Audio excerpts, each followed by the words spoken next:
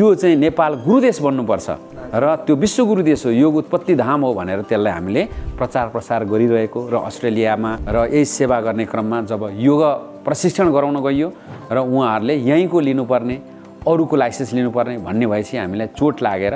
र यो नेपालीसँग पो नेपालले प्रवर्तन गरे त उताबाट आएको छ, हामीले अरूसँग त्यसको अनुमति लिनुपर्ने, त्यो पनि अथेन्टिसिटी छैन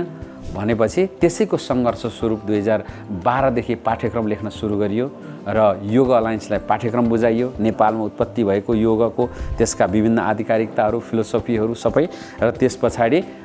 नेपालमा उत्पत्ति भएको योगलाई नेपालीहरूद्वारै यसले सञ्चालन गर्नुपर्छ भन्ने भएको हिसाबले हामीले यो विभिन्न तौर तरिकाबाट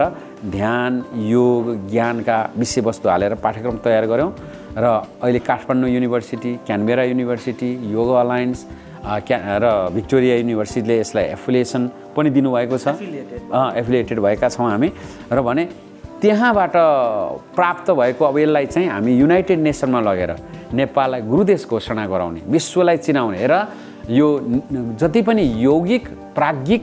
शिक्षा छ त्यो नेपाल गएर ल्याउनु। त्यसले गर्दा नेपालमा आध्यात्मिक पर्यटन पनि बढ्यो र अन्यत्र ध्यान गरेर वर्षौँ साधना गर्दा नै उपलब्धि हुन नसकेको कुरो नेपालमा हुन्छ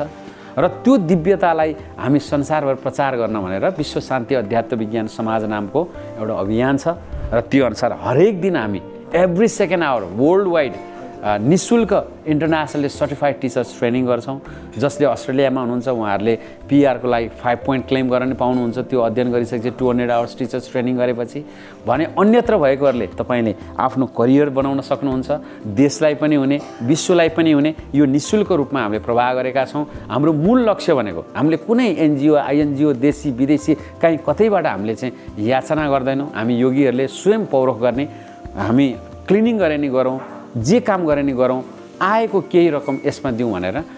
चाहिँ यसमा समर्पित भएर हामीले यसलाई सञ्चालन गरेका छौँ र कोही पनि व्यक्ति आएर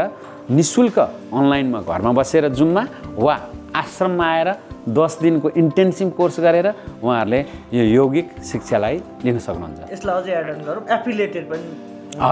हजुर हामी एफिलिएटेड छौँ र यो एफिलिएटेड भएकै कारणले तपाईँले यदि सर्टिफिकेट 3 हामीसँग गर्नुभयो भने अथवा 200 आवर्स 400 आवर्स गर्नुभयो भने एक्जेम्सन, त्यहाँ गएर योगमा म हायर लेभल पढ्छु भन्नु भने त्यो तपाईँको वेभ अफ हुन्छ 3-4 वटा सब्जेक्ट। त्यसरी चाहिँ हामीले भ्यूसँग सम्झौता गरेका छौँ।